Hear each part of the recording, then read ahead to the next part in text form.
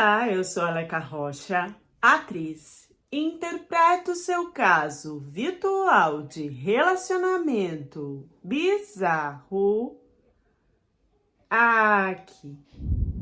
Então, bora para mais um almoço gostoso com uma história aqui do canal. Amanda.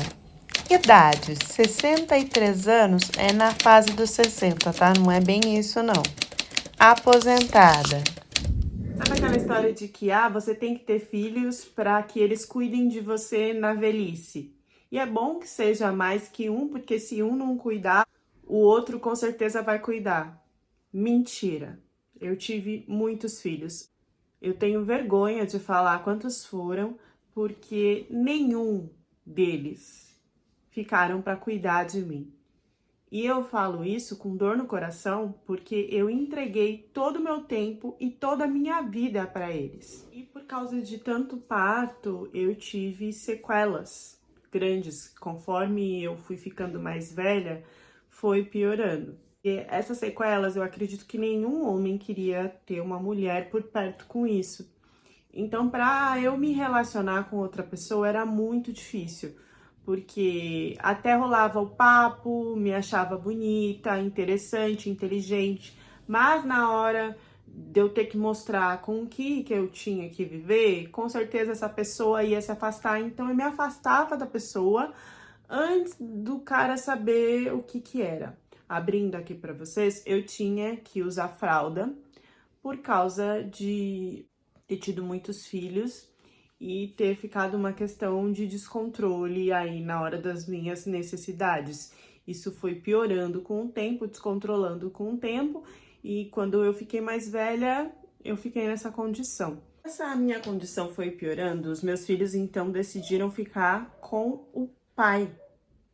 E eles não se importavam em me visitar ou ajudar em nada. Isso os que ficaram na minha cidade, porque a maioria decidiu ir para outro lugar, para outro país.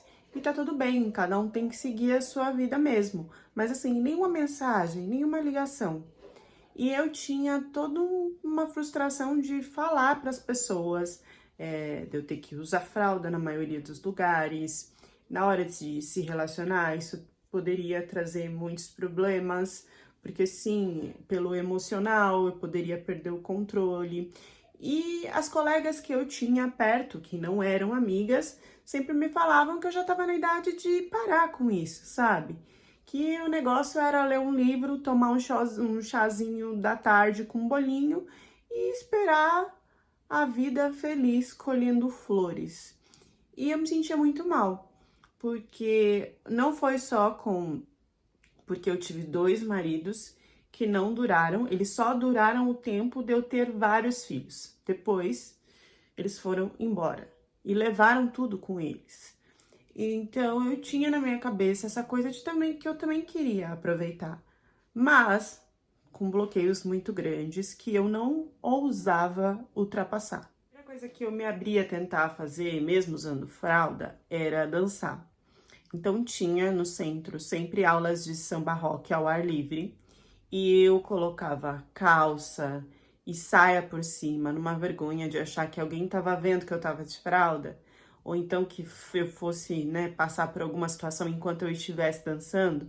Mas a primeira vez que eu tentei foi maravilhoso. Primeiro que eu tive contato com outros homens, depois que eu me senti livre dançando, e segundo que não aconteceu nada no momento em que eu estava em movimento. Então, eu comecei a me provar que eu podia fazer coisas além de ficar sentada tomando um chazinho porque eu usava fralda. Isso era um absurdo na minha mente. E as pessoas à minha volta, elas eram muito fechadas. Era como se a vida fosse, sabe, ir pra igreja, ler a Bíblia e só. E eu achei que eu não poderia arrumar um namorado, mas arrumei o Artinho nessa dança. O Artinho, ele sempre vinha com flor. Ele sempre aparecia com flor. Um cravo de rosas vermelho, que eu não sei onde ele achava. E que de longe eu achava que era natural. E depois eu descobri que era artificial. E ele batia na minha cintura. Era praticamente um gnomo, podemos falar assim. E aí ele dançava, a cara dele ficava na minha cintura. Eu até tentava baixar para ficar compatível, mas não. Ele tinha todo um molho, um chamego, um dengo comigo. Só que isso só durou até a gente tentar ir para os finalmente a primeira vez. Eu contei para ele da minha condição, ele disse que não tinha problema, mas ele se irritou muito de eu ter que trocar isso antes da gente ter algum envolvimento. Tinha que ir no banheiro, fazer toda uma limpeza, e ele falou que não tinha estômago para isso. Sendo que antes ele se declarou, disse que ia entender, que não quer me deixar, que era o amor da minha vida. Mas na verdade eu acho que ele tava de olho no meu dinheiro mesmo. O Ayrtinho continuou indo nesse samba rock, e eu ia e ficava olhando pra cara dele e me dava um nervoso muito grande. De todas as declarações que era para ele ter feito no meu ouvido, mas na verdade fazia no pé do meu umbigo por causa da altura, mas que eu escutava, sobre como nós seríamos um casal feliz e ele iria me ajudar com todas essas questões. Depois do Ayrtinho, eu simplesmente não olhava mais para baixo, para macho nenhum. Eu queria que fosse para cima, né? Para ver se aumentava aí o poder de sinceridade desses seres de luz que chegavam até mim. E foi assim que eu conheci o Gugu. Gugu, idade 48 anos. Segurança. O Gugu tinha 2 metros de altura. Ele me dançava comigo, me pegando no colo. Arrochava, que não arrochava da cintura para baixo, arrochava em mim no corpo todo. Era um calorão que me subia do pescoço até a nuca, das costas ao cóccix. O Gugu tinha uma coisa que ele tava dançando, e aí quando ele ficava muito no auge do calor de tudo, ele soltava uma coisa meio de cabu, cavalo, não sei. Mas ele fazia assim, mas nele ficava selvagem, ficava ogro. Eu olhava e falava, gente, a pessoa é esse homem, né? E aí eu já tava de olho no Gugu, mas era só dança. Era só roça, roça, roça, roça, mela, mela, sua, sua. E o Ayrtinho um dia veio tirar a satisfação comigo de que ele tinha pagado umas coisas pra mim e que eu tava devendo ele. Nunca existiu essas coisas. E aí ele começou a calcular restaurante que ele tinha dado, sei lá, 50 reais e uma coisa de gasolina de 10 reais, uns absurdos. Ele, sei que ele tava tudo virado aquele dia e veio tirar a satisfação do nada comigo. E ele tentando ir pra cima de mim, aquele cotoco de gente, e eu dando risada. Mas ele não deu uma na minha canela? Na frente de todo mundo. Só que ele não sabia que eu já tava de casco com o Gugu. Ele nem sabia que existia o Gugu, porque eu alterei os horários de aula para que a gente não se encontrasse. Ele começou a ir em todas as aulas para que me encontrasse, para cobrar esse dinheiro que nunca existiu, que eu tava devendo ele. E aí, quando ele deu um chute na minha canela, que o Gugu viu, gente, juro, o Gugu pegou ele pelo pé assim, que só faltava virar de cabeça para baixo, balançar. Mas eu me senti tão protegida, falou, agora você vai sentir o dobro, porque com mulher você sabe mexer, mas com homem você aguenta? Um homem do meu tamanho você aguenta? Tacou um tapelão na cabeça dele, que ele rodou igual peão, assim, sabe? Rodou que não parava de rodar, e todo mundo, não, para que você vai acabar com ele, né? E eu, não, já tá ótimo, ele já aprendeu a lição, ele não vai mais, tá me devendo mais alguma coisa? Não, eu tô te devendo mais alguma coisa? Não, não tô devendo nada, desculpa, eu me enganei, é com outra mulher e não sei o que, e falava assim com a boca meia torta, porque na hora que o Gugu deu tapa, foi-se um lado do rosto dele, foi-se todo pra um lado. E eu ali me achando a protegida num homem zarrão daquele tamanho, que eu tive que chegar nele e perguntar por que você fez isso. Falou, não, porque se fosse minha mãe, minha namorada, o que fosse, eu ia defender. E aí, né, eu desanimei, porque eu achei que ele tinha me defendido, porque ele realmente queria me proteger ali como mulher. Nesse dia, o Hugo cismou que o gnomo poderia fazer alguma coisa comigo. Então ele disse que me levaria até em casa e que depois a gente faria chamada de vídeo e ele ficaria o maior número de tempo possível para entender que nada tinha acontecido comigo. Só que me deu, eu não sei, eu fiquei nervosa, mexeu com os meus sentimentos, que me deu aquela vontade de fazer o número 2 e ali, né, já desequilibrou tudo. Isso eu indo pra casa com ele totalmente desconcertada, porque ele deu sinais de que ele queria entrar. E aí eu deixei ele entrar, mas eu não tava em condições de que nada acontecesse. Então eu fui no banheiro e aí fiz a limpeza tudo e demorou, né, um tempo. E aí quando eu desci, ele ficou meio que assim, né, o que que aconteceu? Será que ela tava muito nervosa, respirando ou tava ressecada? Porque leva um tempo. Tem todo um barulho de se arrumar, como se eu estivesse tomando banho. Enfim. E aí eu lembro que ele olhou pra mim e falou, tá tudo bem? E aí eu quis contar pra ele, mas não contei. Falei que era melhor ele ir embora, que outro dia a gente conversava. Quando ele chegou na casa dele, ele fez chamada de vídeo comigo e ficou insistindo pra que eu contasse o que tinha acontecido, porque ele achou que a nossa noite ia acabar de um outro jeito. E aí eu chorei, assim, no vídeo, falei pra ele da minha condição, que por isso eu não me aproximava de nenhum homem, que era melhor então que ele ficasse longe, que tinha homem que falava que até iria entender, mas depois, quando pensava em ver a situação, saía correndo, que eu não queria passar por isso de novo, que eu já não tinha mais esperanças. E ele ficou quieto. Ele nem falou, tipo, eu quero, e nem falou, tchau, não quero mais saber de você. Ele continuou conversando normal e não explicou o que ele achava disso. Ele começou a agir como se estivesse interessado em mim e que aquilo não importasse, sem falar nada. E aí eu fiquei perdida porque ele não me confirmou. Tipo, realmente eu não quero, ou não, isso tá tudo bem, eu vou suportar. Contei, eu fiquei com muita vergonha e mudei o meu horário, então, de aula, porque eu não queria encontrar com ele. E ele foi de horário em horário até me encontrar de novo, e aí eu não queria dançar com ele, e ele veio aqui pra me forçar. As pessoas acharam que estava acontecendo alguma coisa errada, e eu falei, não, gente, tá tudo bem, eu conheço ele. E aí nós dançamos uma vez e ele falou que queria voltar comigo para minha casa, e eu falei que isso não iria acontecer, que eu já tinha explicado toda a condição para ele, e ele falou que não se importava, e eu disse que mesmo assim eu me importava e pediu para que me levasse então até a porta da minha casa. Foi isso que aconteceu, não teve beijo, não teve nada. E a partir daí a gente sempre dançava no mesmo horário e ele sempre me levava em casa. Teve um dia que eu fiquei muito mal porque eu tava gostando dele, mas não podia ter nada pelos meus bloqueios. E aí eu resolvi falar pra ele não mudar mais de horário, que eu ia mudar de horário de dança e que não era pra ele me procurar, que eu não queria mais ter contato com ele porque eu queria esquecer tudo isso porque ele tava me fazendo mal, porque era algo que eu não podia viver. Ele respeitou, falou que tudo bem, só que um dia desses que eu fui na aula, eu sempre voltava à tarde, eu comecei a perceber que tinha um homem meio que tentando se aproximar de mim. E eu não sabia o que esse homem queria, infelizmente não tinha ninguém na rua, a única opção que eu tinha era correr. Eu comecei a correr e praticamente caí. E quando eu vi quem tava lá pra me pegar era o Hugo.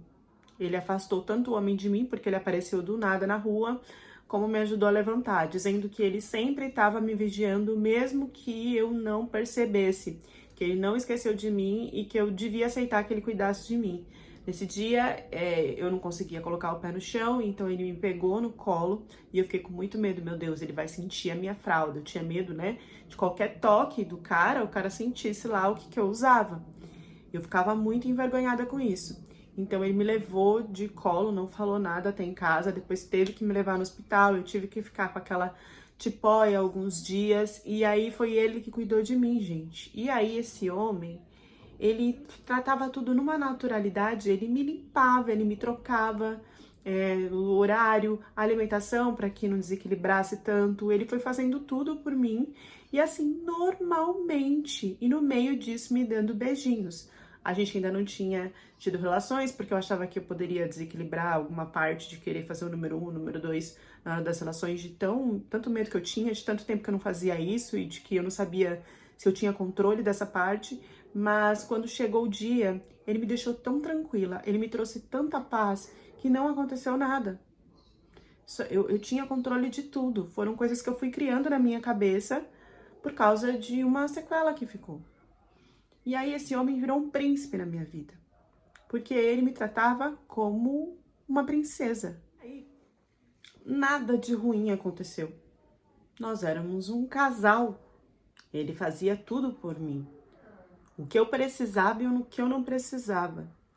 Ele me dava presentes, ele fazia surpresas. Tudo isso com um dinheiro que eu não sabia de onde vinha, porque ele ficava a maior parte do tempo comigo, até que ele arrumou um trabalho, e era um trabalho noturno, que ele dizia que, sabe aqueles lugares que é tipo loteria, tipo bingo, à noite, que trabalha que não é legal, né, tipo, é clandestino que fala, eu acho, que o governo não aprova, né.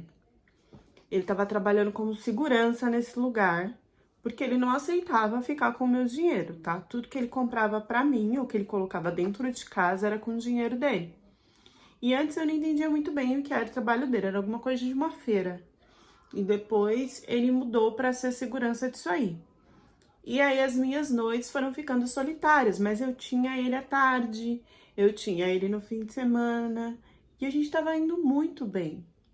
Só que ele ia trabalhar à noite e voltava no máximo 1 hora da manhã. Ele começou a voltar às 5, começou a voltar às 6. Eu via que ele estava alterado, ele dizia que tinha bebido um pouquinho, ou tinha tomado alguma coisa para conseguir aguentar a noite. E na verdade o que estava acontecendo é que nesse tempo ele estava com uma amante que eu não sabia e que era do país dele, que tinha vindo há pouco tempo para cá, para o Brasil, numa condição um pouco melhor que a dele, e que eles estavam trocando aí nesse trabalho e depois começaram a ficar juntos e eu nem imaginava dessa parte. A coisa piorou é que mesmo ele tendo essa amante, que talvez era a mulher certa para ele, que ele já tinha escolhido, ele aceitou casar comigo. E isso depois dos seus longos 8 meses, aonde eu não tive nenhum problema com ele. Já no dia que ele casou comigo, eu de noiva, ali a coisa já, assim, ele me carregou no colo até o nosso quarto, que a partir dali já viraria só meu, porque ele já me jogou na cama de um jeito estranho e saiu correndo rapidamente e fechou o quarto. E eu perguntei para ele por que ele tinha feito isso e ele não respondia. E eu fui falando mais alto, a ponto de começar a gritar, e aí ele entrou de novo no quarto, colocou o dedo na minha cara e falou: cala a boca. Cala a boca que quem manda aqui agora sou eu. E fazer o quê? Ele me usava do jeito que ele queria, e eu tinha todo o desequilíbrio, né, de fazer o número 2 às vezes, e ele me deixava ali. Colocava uma fralda por cima da situação, e eu ficava ali penando até o momento que ele quisesse que eu saísse para tomar um banho, até o momento que ele quisesse me dar alguma água ou alguma comida. Ele me ameaçava, lógico, com uma arma, né? Que eu nunca tinha visto na vida que ele tinha. Na hora que ele passou um lençol na minha boca, me deixou presa lá dentro do quarto e trouxe essa mulher para nossa casa. E ele usufruía de tudo com essa mulher e eu escutava na sala, na cozinha, dos alimentos, das coisas que ele conseguia vender, enquanto eu ficava trancada e não tinha contato com ninguém. E a partir de um tempo, quem entrava no quarto para cuidar de mim era a mulher, e eu escutava ele falando: "Você trocou ela? Você fez tudo isso?" E ela falava: "Aham", só que ela não fazia. Ela me deixava com a mesma fralda, ela não me dava comida. Isso durou mais de 2 dias até ela virar pra mim e falar que eu tinha que comer. A única coisa que eu tinha pra comer era as minhas próprias necessidades, que ela não traria outra coisa quando eu não provasse pra ela que eu tinha comido aquilo. Isso, gente, com uma cinta na mão. Eu me vi pressionada e com fome e ainda dela vir talvez querer me machucar, de uma forma que eu tive que fazer aquilo para que ela não fizesse nada comigo e para que continuasse tudo bem. E isso se repetia por vários dias, até ela começar a querer imitar a minha assinatura, a imitar o meu nome, a fazer uma documentação como se fosse eu. E ali eu entendia que eles iam começar a querer transferir todo tipo de dinheiro que fosse. E eu desesperada porque já não tinha mais o que fazer. Eles me davam comida certa quando era para esse tipo de coisa, porque eu tinha que estar ali sã, né, para passar a assinatura para eles e tudo. E quando não, eles vinham com essa coisa de querer falar que vai acabar com a minha vida se eu não me alimentasse daquilo que estava na minha fralda, que vocês sabem muito bem o que é. Quando eu achei Quando eu achei que não teria mais saída, aconteceu alguma confusão entre eles, que até hoje eu não entendo o que foi, mas essa mulher, ela pegou algum dinheiro que ele tinha e ela fugiu com um outro ganês. Fugiu com outro ganês e abandonou ele. E eu não fiquei sabendo disso. Ele chegou em mim como se ele tivesse se arrependido de tudo. Ele chegou em mim no quarto e ele ia me desamarrando, tirando tudo e chorava, chorava, chorava. E eu perguntava o que estava acontecendo e ele dizia que ele iria se perdoar pelo que ele iria tentar se perdoar pelo que ele tinha feito comigo pelo resto da vida dele, mas que ele tinha sido hipnotizado, manipulado, que essa mulher tinha feito um tipo de magia para ele, que ele seguia ela como se fosse um zumbi, que ela chegou a fazer uma marca no pulso dele, tirar líquido vermelho sem ele saber à noite e ter conectado com animais e com roupas dele, e que aí ele ficava surdo, cego e mudo e não entendia o que estava acontecendo e aceitava tudo que ela queria. E que quando ela conseguiu tudo, ele na verdade descobriu que ela estava fazendo isso com ele e correu atrás de uma curandeira que ele conhecia para confirmar se isso estava acontecendo mesmo, para essa curandeira desfazer. Quando a curandeira desfez, ele abriu os olhos e enxergou que ele estava maltratando o amor da vida dele, que era eu, por causa de uma magia que ele não sabia. A feiticeira contou para ele tudo que ele fazia comigo, que ele deixava que essa mulher fizesse comigo, porque não era ele, era sempre ela que aparecia, sem saber ou sabendo. E essa curandeira não sabia do que acontecia. Ele ficava às vezes de longe e já entendia o que a mulher ia fazer comigo. Então, quando a curandeira começou a falar como ele nunca tinha contado nada para ela, ele ficou totalmente assustado e entendeu que ele realmente estava magiado. E aí ele levou alguns dias para desfazer essa magia e fazia parte de desfazer essa magia, ele vir me pedir desculpa e cuidar de mim como ele nunca teria cuidado antes. Isso tudo, eu não sei se foi verdade, acredito que foi invenção da cabeça dele, porque essa mulher deixou ele no buraco, usou tudo que ela podia usar do dinheiro dele e do meu que ela conseguiu pegar, e agora ele não tinha para onde ir e o que fazer, e a única pessoa que ele tinha ali era eu. Mas, na situação deplorável que eu tava, eu acreditei nele, chorei junto com ele. Nesse dia, ele me deu banho, como se eu fosse uma rainha. Ele me colocou em uma cadeira que parecia mais uma banheira que ele tinha comprado. E ali ele passava panos, sabonete, sabonete líquido e espumas, e me abraçava e chorava e colocava uma música romântica de fundo e pedia perdão, perdão, perdão, e beijava os meus pés e cuidou de mim, que eu até apaguei de tão cansada. Me deu um chá de camomila, perfumou a cama com lavanda, fez tudo que ele podia, me trouxe bombons, me trouxe flores, me trouxe um anel, disse que eu era a mulher da vida dele, que nós éramos casados. Eu caí nisso. Eu acreditei que a mulher tinha feito mal pra ele e que agora ele estava salvo dessa situação e só queria ficar comigo eternamente. Esse homem foi me reconquistando, cuidando de mim de novo, e nada de ruim mais acontecia entre a gente. A gente viveu uma vida de casal tranquilos por 6 meses, onde tudo que eu pedia ele fazia. Ele tinha voltado a ser o cara de antes. Até que teve um momento que ele me disse que a mãe dele estava passando dificuldades e que precisava vir ao Brasil. E eu falei para ele que eu não teria condições de ajudar. Esse homem virou bicho. Falou que sabia das minhas economias, que a gente era um casal, que se fosse com a minha mãe não seria assim, que ele tá me cuidando todo esse tempo e que era o mínimo.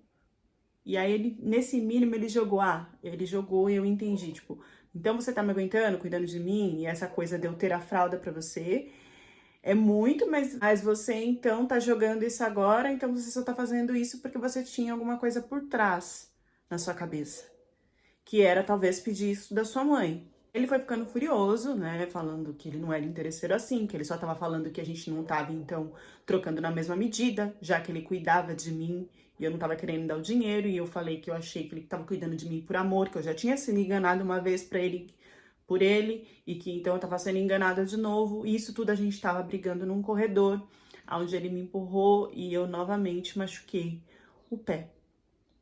E ele me levou no hospital, tudo, não falei nada pra ninguém. Eu ainda tinha muito medo de perder ele, porque nenhum outro cara me aceitaria assim. E nessa que eu tive esse problema no pé, eu fui adoecendo e ele foi novamente fazendo aquilo que a outra mulher que estava com ele fez comigo, que era a questão de me deixar na fralda, sem comer e de falar que então queria me ver se alimentando das minhas necessidades. Só que dessa vez foi mais forte, porque ele dizia que era em vingança que eu não tinha ajudado ele com a mãe dele. Era como se ele quisesse acabar com a minha vida para ficar com meu dinheiro, para ajudar a tal da mãe dele, que eu nem sabia se era a mãe mesmo, porque eu nunca conheci a mãe dele, e ele não me mostrava foto, não fazia chamada de vídeo e não fazia nada sobre isso. Foi se criando uma infecção, né, de até, vamos dizer assim, de inflamar e de fazer como se fossem buracos no intestino, se assim eu posso dizer. E aí ele teve que ir correndo comigo no médico de novo. Ele já sabia que eu não ia falar nada pra ninguém, eu não falei nada pra ninguém. Ele cuidou mais uma vez de mim. E aí, na situação que eu tava, eu só tinha ele pra cuidar de mim. Eu via que se eu fizesse o que ele queria, ele era um príncipe. Então, eu resolvi ajudar com a questão da mãe. E eu fiquei tranquila quando eu vi que era a mãe dele mesmo que ele queria trazer pra cá. Então, mesmo ele me forçando nessa parte, quando eu fazia o que ele queria, ele parava com isso. Então, eu aceitei trazer a mãe dele veio, ficou com a gente, era uma mulher que sempre quis cuidar muito bem de mim, que me tratou muito bem, e eu aceitei ficar com ele pela terceira vez. Estamos juntos até hoje. Mal ou ruim, ele cuida de mim. Vocês vão falar, tá, ele tá cuidando de você porque você tem condições financeiras. Quando acabar a sua condição financeira, ele não vai querer saber nada. E eu pergunto pra vocês, tá, quando acabar a minha condição financeira, eu vou estar viva? Eu vou ter condições de ter alguém do meu lado? Eu ainda vou ter condições de respirar e de viver alguma coisa?